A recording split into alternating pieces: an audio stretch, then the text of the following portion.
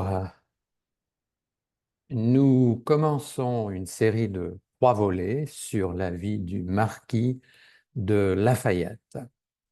Aujourd'hui, Lafayette, de l'enfance à la guerre d'indépendance américaine.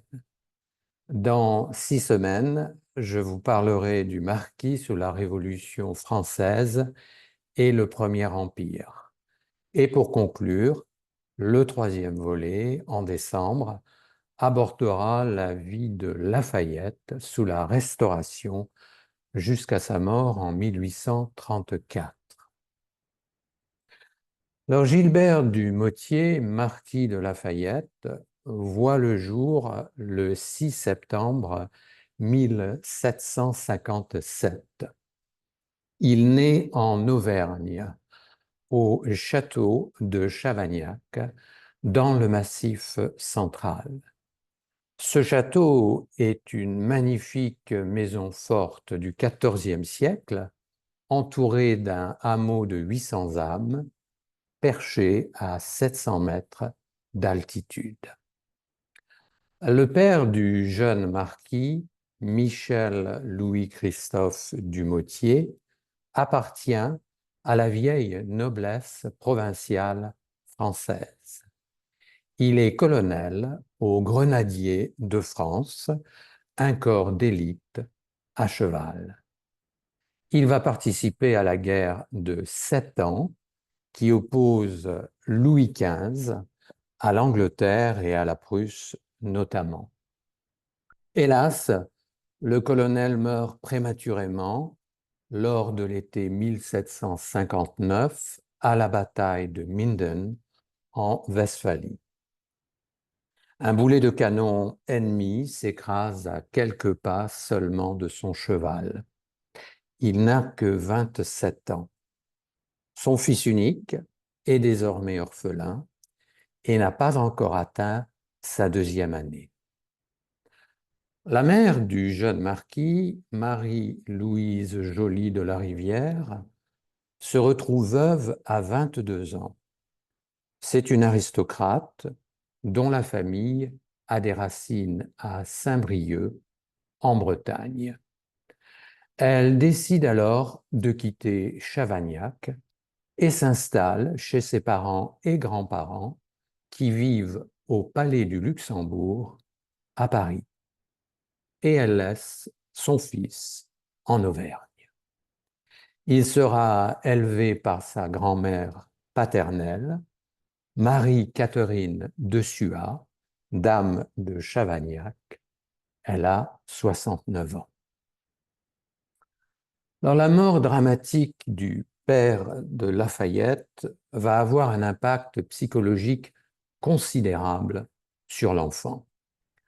On peut même dire qu'elle va conditionner son avenir, car sous l'influence de sa grand-mère, il va vivre dans la mémoire idéalisée de son père. Il va en faire un héros et commence à nourrir une rancune persistante à l'égard des Anglais. Une rancune qui plus tard motivera en partie son départ pour l'Amérique. Fort heureusement, le petit marquis vit une enfance libre et heureuse à Chavagnac. Il se promène dans les forêts du domaine familial et son esprit aventurier se développe. Son goût pour la nature et les larges espaces s'épanouissent dans une Auvergne natale encore très sauvage. À l'âge de 9 ans, il s'imagine déjà en explorateur. Mais en 1768, l'enfance insouciante du petit marquis prend fin. Sa grand-mère maternelle, son grand-père maternel, le comte de Corlay, exige sa venue à Paris. À contre-cœur, il rejoint donc la capitale et le palais du Luxembourg. Il retrouve ainsi sa mère, une étrangère à ses yeux. On décide que le marquis poursuivra la tradition militaire familiale des Rivières. Et le voilà enrôlé dans la compagnie des mousquetaires du roi, la garde personnelle de Louis XV. Mais la venue du marquis à Paris est suivie d'une série de décès. Le 3 avril 1770, il perd sa mère dans sa 33e année. L'adolescent, âgé de 13 ans, ne l'aura donc pas vraiment connu. 3 semaines plus tard, c'est le grand-père maternel de Lafayette, le commandant des mousquetaires du roi, qui expire. Puis, peu après, un de ses oncles trépasse. Enfant unique, le voilà soudainement très riche par le biais d'héritages successifs. Outre des terres considérables, il obtient une rente annuelle qui fait de lui un des aristocrates les plus riches du royaume de France.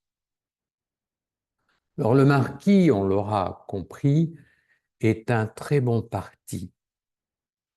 Il attire l'attention du duc Jean-Louis-Paul François de Noailles, un vétéran de la guerre de 7 ans. Sa femme, Louise d'Aguesseau, duchesse d'Ayen, ne s'y trompe pas non plus. Et tous les deux marient leur fille, Marie-Adrienne Françoise de Noailles, dite Adrienne, au marquis. Elle a 16 ans. Lafayette fait donc son entrée dans une famille prestigieuse, inspirée par l'esprit des Lumières.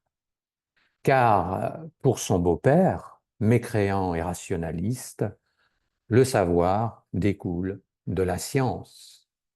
Et de surcroît, le duc, membre du Conseil supérieur de la guerre, est un homme influent qui a ses entrées auprès du roi. Voilà qui convient parfaitement au jeune marquis. Alors, dès 16 ans, Lafayette est nommé sous-lieutenant dans le régiment des dragons que dirige son beau-père. Puis, très vite, il devient capitaine et entre à Versailles, à la maison militaire du roi, c'est-à-dire la garde personnelle de Louis XV. C'est là qu'il va faire une rencontre capitale, celle du marquis de Ruffec, Charles-François de Broglie, et je vous signale d'ailleurs en passant que en France, on le nomme Charles-François de Breuil. Alors c'est un ancien compagnon d'armes de son père qui avait combattu à ses côtés à Minden, et nous allons le retrouver plus tard. Alors désormais allié à la famille de Noailles, Lafayette est présenté à la cour dès le printemps 1774, un mois en fait avant le décès de Louis XV. Mais le jeune marquis est un bien mauvais courtisan. Versailles, milieu d'intrigues et de jalousie, ne lui convient pas. On se moque d'ailleurs de son accent auvergnat, de son franc-parler campagnard et de ses manières un peu gauches.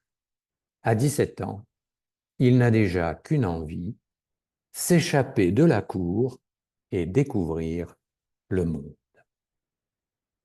Alors son beau-père l'envoie à la garnison de Metz, à l'est du royaume, à la frontière du Saint-Empire romain germanique. Le marquis va y parfaire sa formation militaire. Il y retrouve Charles-François de Breuil, désormais gouverneur général en Lorraine. Le 8 août 1775, Lafayette participe à un souper qui va changer sa vie. Ce repas restera dans l'histoire sous le nom du souper de Metz. Il s'agit en fait d'honorer le prince William Henry, frère du roi Georges III d'Angleterre, en visite en France. Alors, lors de ce souper, le prince évoque les soulèvements des 13 colonies américaines qui se rebellent contre la couronne britannique. Alors, animé par un ressentiment profond envers les Anglais qui ont tué son père, le marquis rêve secrètement d'aller combattre aux côtés des insurgés. D'autant qu'il fréquente depuis un certain temps les sociétés de pensée, des salons où se discutent les idées progressistes des Lumières. Dans ces salons, il a été très marqué par les idées de l'abbé Raynal. Raynal, un philosophe, promoteur des droits de l'homme, opposant au caractère oppressif des colonies et critique sévère de l'esclavage. Alors, un an après le souper de Metz, Lafayette prend une décision majeure. En juin 1776, il quitte son régiment avec le soutien de Charles de Broglie. De retour à Paris, le marquis rencontre grâce à lui un personnage important, le baron Jean de Kalb. Originaire de la principauté de Bayreuth, il est employé au service de la diplomatie secrète du roi de France en Amérique du Nord. Très vite, le baron va devenir le protecteur du jeune Lafayette et le promoteur de ses ambitions. Autre soutien précieux pour Lafayette, Silas Deane. Deane, un agent officieux des insurgés américains, arrivé à Paris en grand secret en mars 1776. Son but, obtenir de Louis XVI une aide financière pour soutenir la guerre d'indépendance des colons américains. Alors Lafayette, enthousiaste, n'a plus qu'une ambition, aller combattre auprès des insurgés. En décembre 1976, grâce à l'appui de Silas Deane, du baron de Kalb et aux interventions de Charles de Broglie, l'ambassadeur américain à Paris, Benjamin Franklin, approuve l'incorporation future du marquis dans l'armée continentale américaine. Lafayette décide alors d'affréter un bateau. Charles de Broglie, une fois encore, va l'aider. Aux environs de Bordeaux, il repère, grâce à des intermédiaires, un navire commercial à vendre. C'est un 2-mâts de 5 ans d'âge, 22 mètres de long et 8 mètres de large. On va le rebaptiser la Victoire. Et il sera richement équipé. Plus de 200 tonneaux, 6 canons, 30 hommes d'équipage et près de 6000 fusils. Mais Lafayette se méfie. Il est conscient que ni le roi, ni son beau-père n'approuveraient son départ pour l'Amérique. Car à cette époque, Louis XVI tergiverse. Il n'a pas encore formellement pris la décision d'officialiser son soutien aux Américains. Et pour l'instant, il a interdit à tous ses sujets d'aller se battre en Amérique. Alors pour faire diversion, le marquis se rend en Angleterre. Il espère ainsi tromper les espions anglais sur ses intentions réelles. Après un bref séjour, il rentre en France, puis il se dirige vers Bordeaux. Il y arrive le 19 mars 1777. Son bateau, la Victoire, se trouve en sécurité sur la rivière Garonne. Le 25 mars, il rejoint le navire à cheval, puis en chaloupe. La Victoire, qui a mis les voiles, sort de l'estuaire le 26 à midi. Afin de ne pas éveiller les soupçons sur sa destination finale, le bateau reste à quai dans un port basque espagnol. Et le 20 avril 1977, après avoir complété la cargaison, la Victoire lève l'ancre pour l'Amérique. Alors, la traversée de l'Atlantique va être particulièrement éprouvante. Elle dure 54 jours. Sur sa route, la Victoire doit faire face à de nombreux corsaires ainsi que d'hostiles navires de guerre anglais. De plus, les vents sont contraires, ce qui ralentit le voyage, sans compter le mal de mer qui frappe Lafayette et le baron de Kalb. La Victoire parvient malgré tout à atteindre les côtes américaines.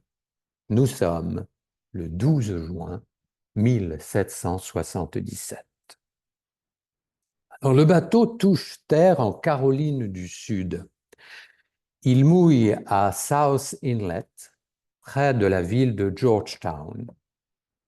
Le lendemain, le 13 juin, Lafayette débarque. Près de Georgetown, il rencontre Benjamin Huger.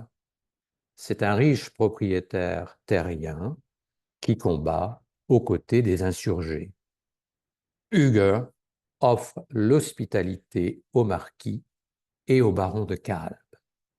Les deux hommes restent plusieurs jours dans sa propriété de Charleston. Puis, Lafayette se met en route vers le nord par voie terrestre. Il compte rejoindre la Pennsylvanie, car il a bon espoir de rencontrer le général George Washington. Alors, pendant ce temps, l'armateur français Pierre Réculles de Barmarin s'assure que la livraison de la cargaison soit bien faite aux insurgés américains. Il a sur place 2 correspondants locaux qui s'occupent des transactions. La Victoire va alors se diriger vers Saint-Domingue, dans les Caraïbes. L'armateur Bas-Marin compte remplir le bateau de denrées coloniales destinées à être revendues à Bordeaux.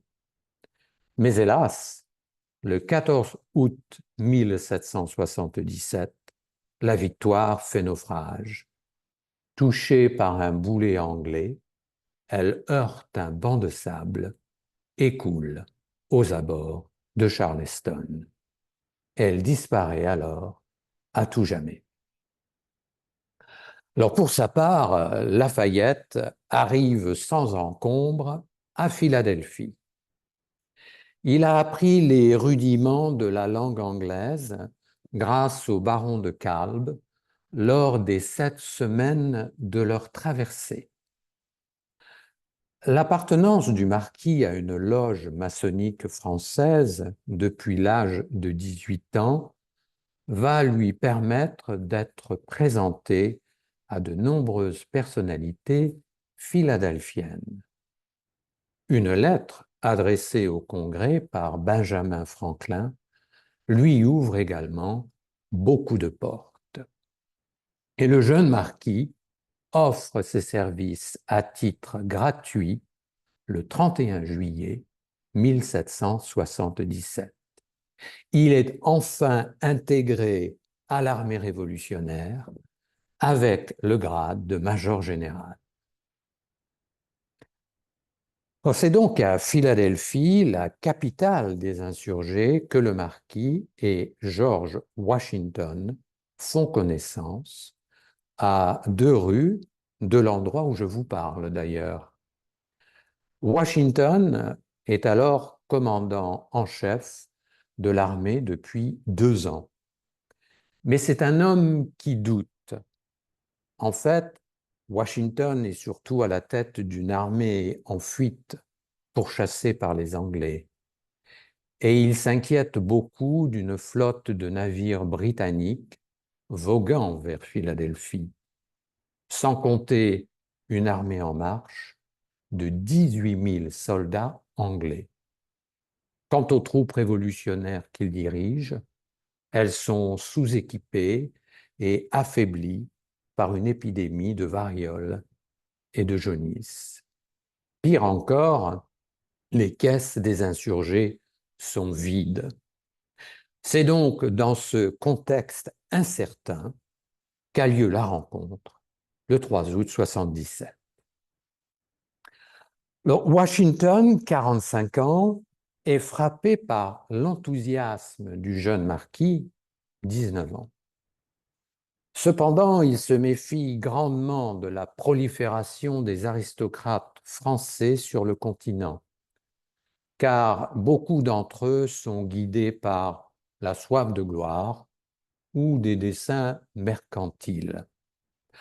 Pourtant, Washington, un homme peu enclin aux sentiments, va admettre le marquis dans son cercle privé restreint.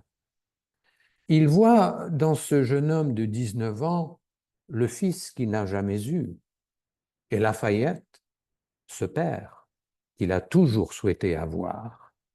Alors, sans vouloir idéaliser leur relation, une alchimie mystérieuse se met en place qui laisse, aujourd'hui encore, les historiens dubitatifs. Alors, le marquis va bientôt se confronter aux Anglais pour la première fois. Le général William Howe, commandant en chef des forces britanniques, projette en effet d'attaquer Philadelphie, siège du Congrès continental des insurgés. Philadelphie a aussi une importance symbolique pour les Britanniques, car c'est là qu'1 an plus tôt, la déclaration d'indépendance américaine avait été signée. En août 77, 15 500 soldats, dont des mercenaires de la Hesse, débarquent sur la rive nord de la baie de Chesapeake. Pour leur faire face, Washington est à la tête d'une force quasi similaire, environ 15 000 hommes. Désormais, les deux armées se font face et c'est à Brandywine, le 11 septembre, qu'une première bataille débute. Pour Lafayette, ce sera le baptême du feu. Alors nous n'avons pas le temps ici, hélas, d'entrer dans les détails de la bataille de Brandywine. Disons seulement qu'elle se déroule mal pour les troupes de Washington. Prises par surprise et de revers, les lignes de l'armée continentale s'effondrent. Les insurgés doivent donc battre en retraite. Alors, bien que touché par une balle à la jambe, Lafayette, charismatique, parvient à réorganiser les troupes et évite la débâcle. Grâce à lui, la retraite se fait dans l'ordre. Mais les Américains ont perdu 1300 hommes, plus du double des pertes anglaises. Une fois encore, c'est un sérieux revers pour Washington.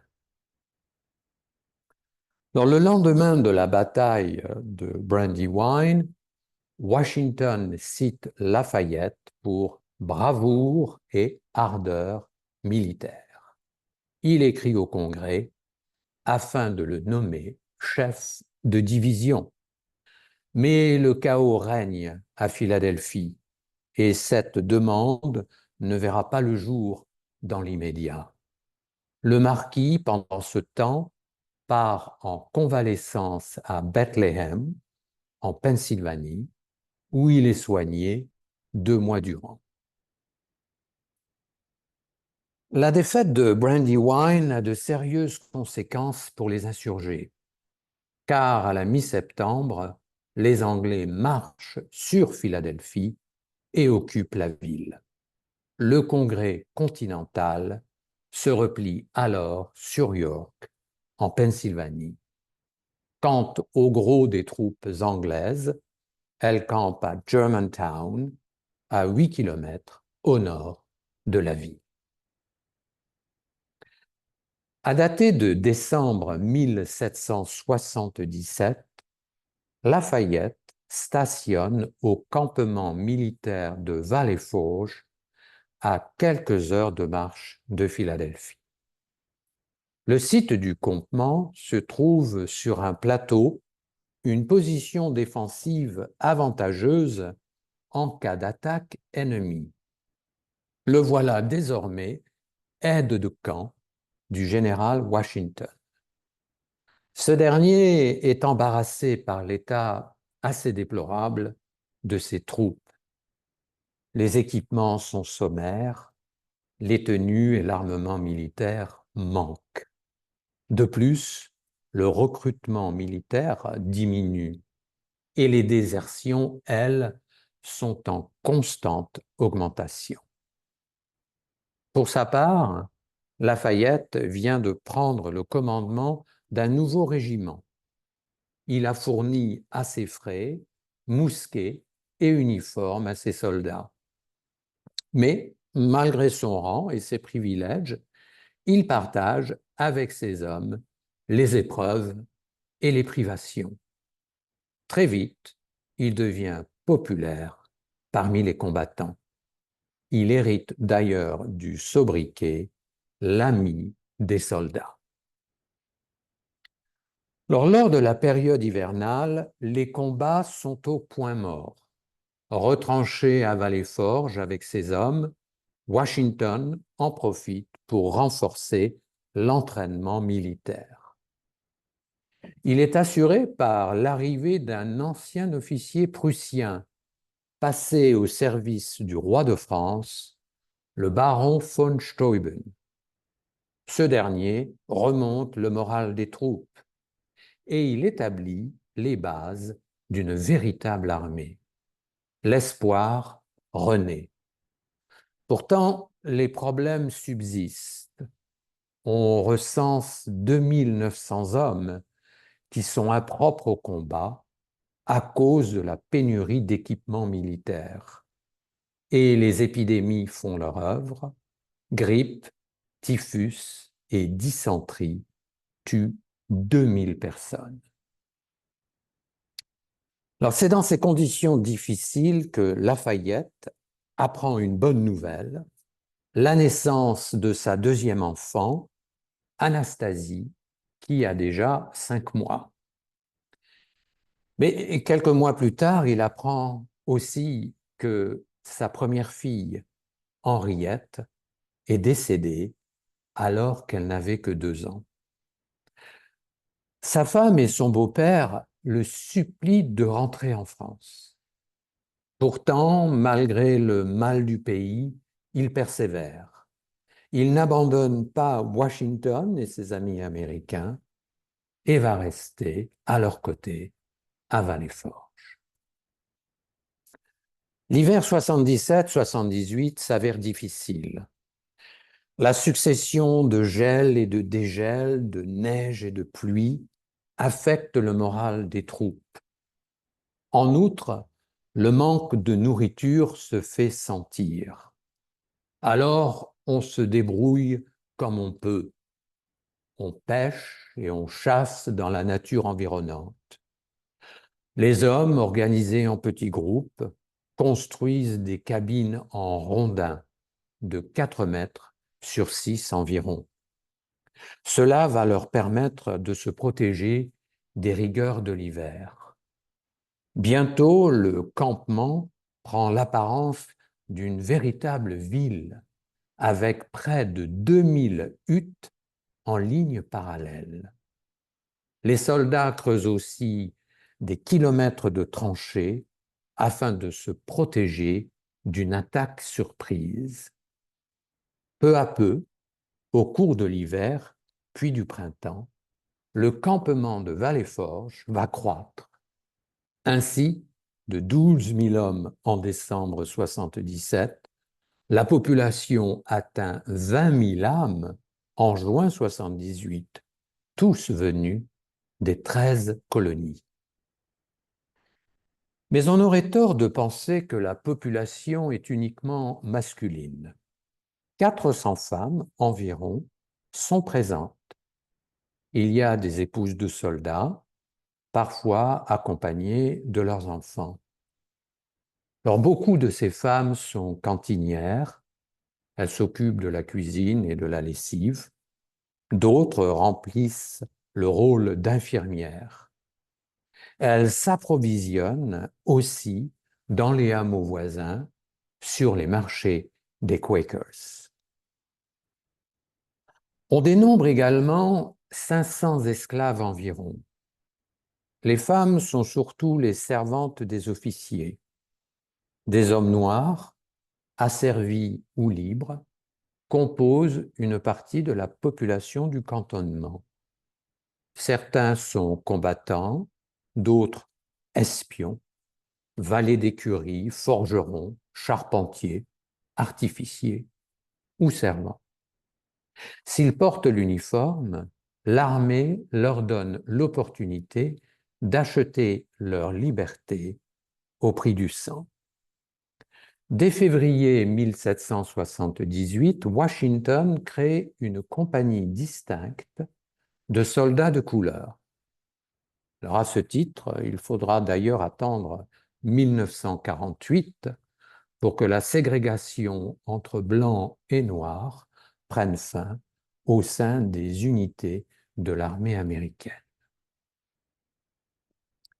Alors enfin, outre les femmes, les personnes de couleur, il y a également, à l'initiative de Lafayette, quelques autochtones, 50 Indiens de la tribu Oneida, qui arrivent à Vallée-Forge en mai 78.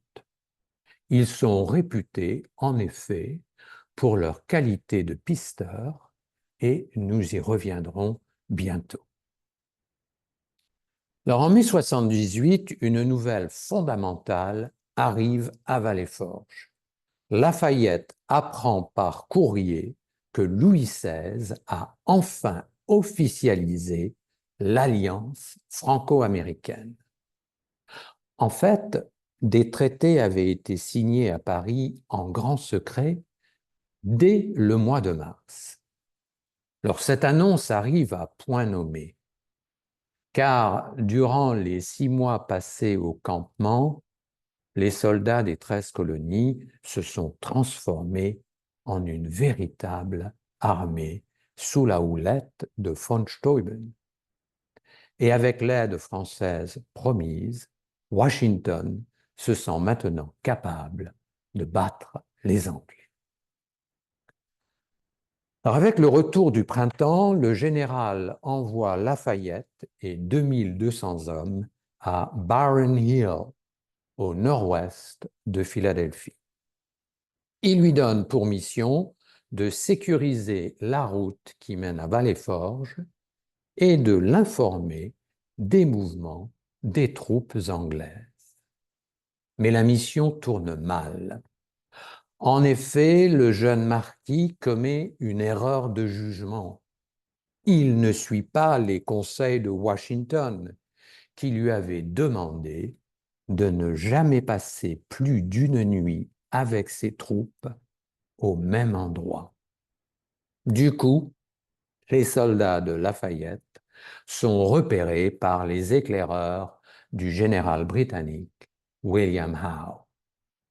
Fort heureusement, le marquis et ses hommes devront leur salut aux 50 soldats Oneida. Ces derniers indiquent au marquis comment rejoindre intact le gué de Matson afin de traverser la rivière Schuylkill, puis de trouver refuge sur l'autre rive. Lafayette et ses hommes sont sains et saufs. Mais sans les pisteurs indiens, l'histoire du marquis se serait peut-être arrêté là. Alors pour leur part, les Britanniques sont inquiets. Ils constatent que les habitants de Philadelphie leur sont hostiles. Et l'alliance officielle de la France avec les insurgés ne fait que renforcer le sentiment d'insécurité des loyalistes. À la mi-juin 1978, les Anglais décident de quitter Philadelphie. C'est le commandant en chef Henry Clinton qui organise ce repli. Il compte se diriger plus au nord, vers New York. Washington, informé du mouvement des troupes anglaises, prend la décision de lever le camp. Il quitte enfin Valley-Forge et va prendre l'initiative. L'armée continentale se met alors à la poursuite de ses adversaires. Washington s'efforce de ralentir la progression des Anglais vers le nord. Pour ce faire, les insurgés détruisent des ponts et bouchent des puits. Mais ils hésitent encore à attaquer les troupes de Clinton de front. Cependant, le 26 juin 1978, Washington, après mûre réflexion, se décide finalement. Il envoie 4000 soldats sous le commandement du général Charles Lee pour surprendre l'arrière-garde britannique menée alors par Lord Cornwallis. Mais l'attaque de Lee est mal préparée et il est contraint de battre en retraite. Washington, furieux, le démet de ses fonctions. Il confie à Lafayette les soldats de Lee. Mais les Anglais ne sont pas en reste. Ils lancent un assaut en matinée. L'armée continentale est sur la défensive. Le soir, on tire encore au canon jusqu'à 18 heures, mais plus personne ne se bat vraiment. Avec le retour de la nuit, les hostilités prennent fin. Les Britanniques décident alors de poursuivre leur remontée vers New York dans l'obscurité. Ils y parviennent sans aucun problème supplémentaire. Leur objectif est donc atteint. Donc, fort heureusement, le 8 juillet 1978, la flotte française, sous le commandement de l'amiral d'Estaing, accoste en baie de Delaware. Elle est composée de 12 navires de 80 canons en moyenne, ainsi que de nombreuses frégates. Lafayette et Washington imaginent alors une grande offensive terrestre avec l'appui de la marine. Mais l'amiral d'Estaing, lui, a d'autres objectifs. C'est un marin et il veut porter la bataille sur l'Atlantique. Car il sait bien que pour atteindre la victoire finale, c'est d'abord en mer qu'il faut vaincre les Anglais. La destruction des navires ennemis signifierait en effet la fin du ravitaillement des Britanniques en troupes et en matériel de combat. Mais Lafayette, qui manque encore d'expérience militaire, est furieux. Il ne comprend pas que la maîtrise de l'océan est indispensable à la victoire finale des insurgés. Cependant, la première bataille navale, imaginée par l'amiral d'Estaing, ne portera pas ses fruits. En effet, une tempête surprend les bateaux et l'affrontement tourne court. Mais l'hiver approche déjà. L'amiral d'Estaing décide alors de se replier vers des mers moins froides. Il dirige sa flotte vers les Antilles françaises. Quant à la situation sur Terre, elle est à l'arrêt avec le froid qui s'est installé. Le marquis demande alors à Washington l'autorisation de retourner en France. Il souhaite plaider auprès du roi afin d'obtenir une aide militaire supplémentaire. Washington accorde au marquis de quitter l'Amérique et il embarque en janvier 79, après 19 mois passés aux côtés des insurgés. Alors, en février 79, le marquis débarque dans le port de Brest, en Bretagne. Il est immédiatement arrêté sur les ordres de Louis XVI. En effet, lors de son départ pour l'Amérique, 2 ans plus tôt, il avait osé braver l'interdit royal. Rappelons-nous qu'à cette époque, le roi ne souhaitait pas encore officiellement s'engager aux côtés des insurgés américains. Mais il faut bien le dire, cette arrestation est en fait de pure forme, car quelques jours après son retour, Louis XVI invite le marquis à une chasse royale, et c'est en héros qu'il est finalement reçu à Versailles. Mais Lafayette ne perd pas de temps. Il rencontre Benjamin Franklin et ensemble, ils vont convaincre Louis XVI d'envoyer 6000 soldats supplémentaires en Amérique. Ambitieux, le jeune marquis s'imagine déjà major général des forces françaises d'Amérique. Mais ce rôle sera dévolu à un homme plus expérimenté, le comte de Rochambeau, un lieutenant général de 55 ans. Alors, 9 mois après avoir retrouvé la France et sa femme Adrienne, Lafayette a un fils. C'est le 24 décembre 79 que naît George Washington de Lafayette, ainsi nommé en l'honneur du général américain. Et 15 ans plus tard, nous le verrons lors de la prochaine conférence virtuelle, Washington accueillera le fils du marquis en Virginie, alors que la Révolution française déchire le royaume. Mais l'heure du retour en Amérique a sonné pour le marquis. En mars 1780, il quitte le port de Rochefort en Charente-Maritime. Il embarque sur la frégate l'Hermione, un 3-mâts, mis en chantier 2 ans auparavant. C'est un véritable navire de guerre, armé de 26 canons. Le comte de La Touche-Tréville, commandant du navire, assure la traversée. Le 28 avril 80, après un voyage d'1 mois et demi, l'Hermione arrive à Boston. La ville compte 15 000 habitants, majoritairement fidèles aux insurgés. Lorsque le marquis débarque, il est acclamé par la foule qui le reçoit en sauveur de la nation, car l'armée révolutionnaire s'essouffle. Elle vient de subir plusieurs défaites dans le Sud. La présence française est donc plus que jamais nécessaire. Le 10 mai 80, Lafayette fait halte à Morristown, dans le New Jersey.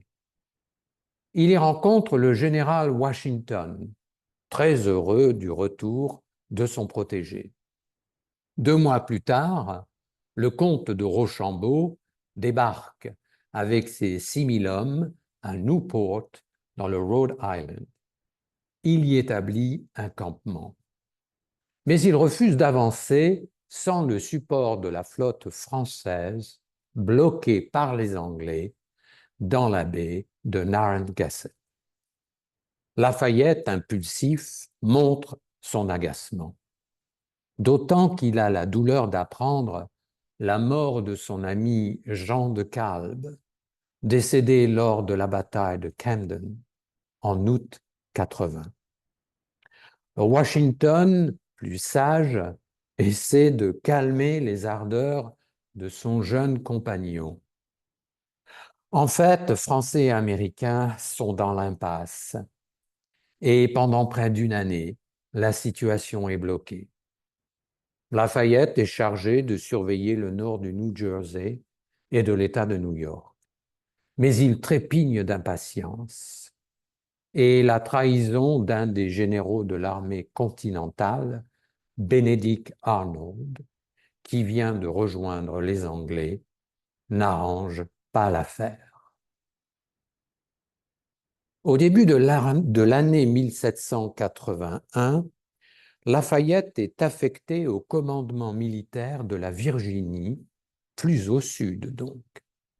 Il est toujours mécontent, car les troupes dont il hérite sont pauvrement équipées. Il écrit alors à l'ambassadeur de France à Philadelphie, le chevalier de la Luzerne, afin de se plaindre.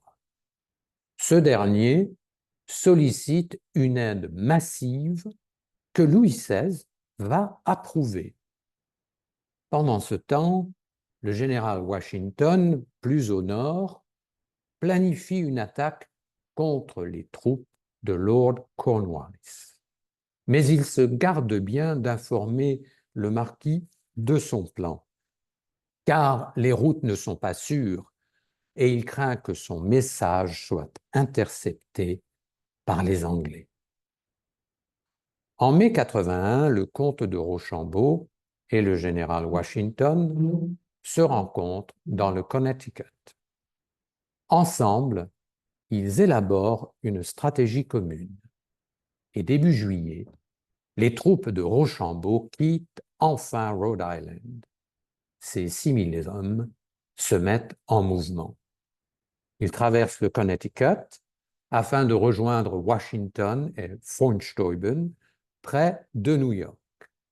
De là, les forces combinées franco-américaines mettent le cap vers le sud. Car Lord Cornwallis est à la manœuvre. En effet, en juin 81, le général anglais est chargé de construire un port dans la baie de Chesapeake.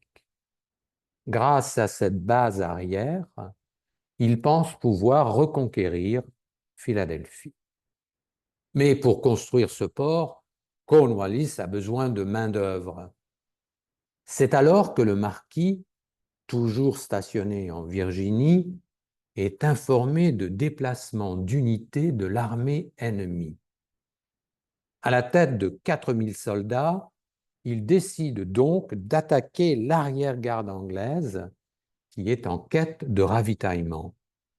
Cornwallis, piqué au vif, se donne désormais pour objectif de capturer le marquis.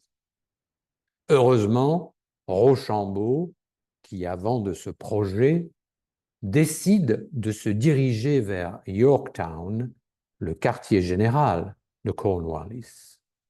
De son côté, Lafayette prend position sur la colline de Malvern. Il y place son artillerie. Et bientôt, les forces ennemies se retrouvent encerclées. D'autant que la flotte française arrive enfin sur les côtes. Elle piège les Anglais. Ils sont maintenant pris en tenaille. C'est le 5 septembre 1781 qu'a lieu la fameuse bataille navale de la baie de Chesapeake. Le lieutenant général François de Grasse endommage alors 6 vaisseaux anglais grâce à la précision des canons français. La flotte de l'amiral Thomas Grave est donc contrainte à la fuite. Ce faisant, Thomas Grave laisse Cornwallis seul, sans protection maritime. Le fameux siège de Yorktown, en Virginie, va dès lors commencer. Cornwallis est pris au piège avec ses 7500 hommes. Il doit faire face à 10 000 Français, 6 000 sont sous le commandement de Rochambeau et 4000 sous les ordres de Lafayette. Washington, quant à lui, est à la tête de 9000 soldats. Pendant ce temps, le lieutenant général de Grasse assure le blocus maritime. Il empêche le ravitaillement des troupes ennemies. Et en octobre 81, Lord Cornwallis, acculé, finit par se rendre. Cette défaite provoque un tremblement de terre politique en Angleterre. Et ce sont maintenant les Whigs, plus favorables à un accord négocié avec les insurgés, qui prennent le pouvoir à Londres. À la fin de l'année 1781, Lafayette rentre en France. Il a accompli sa mission. Le 22 janvier 82, il est reçu à Versailles. On y célèbre la victoire de la coalition franco-américaine face aux Anglais. Lafayette devient l'un des hommes les plus fameux des continents européens et américains. Et selon la formule fameuse de Voltaire, on le surnomme désormais le héros des deux mondes. Et 9 mois après son retour, sa troisième fille, Marie-Antoinette Virginie de Lafayette, voit le jour. Ce sera son quatrième et dernier enfant. Le 3 septembre 1783, les représentants des 13 colonies américaines et la Grande-Bretagne signent le traité de Paris. Ils formalisent ainsi la fin de la guerre. Washington a gagné son pari audacieux. Pour sa part, la France a lavé l'affront de la guerre de 7 ans et le marquis a enfin vengé son père. Mais ces tribulations ne sont pas terminées. Je vous invite à me retrouver dans 6 semaines pour le second volet de cette série, Lafayette, sous la Révolution française et sous l'Empire. Je vous remercie.